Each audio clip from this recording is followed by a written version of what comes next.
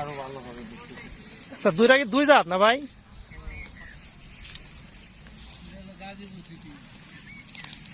চেহারা পাতা ভালো।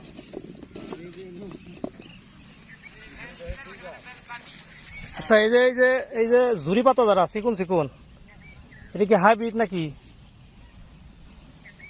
হ্যাঁ, এটা হাইব্রিড আর এটা এটা দেশি, আর এই যে বড় পাতা এটা হাইব্রিড। তাতে কি ভেন্ডি কেবল ধরা শুরু করলো না? প্রতিদিন কয় কেজি করে নাও? তো খারাপ না, কেজি কত করে?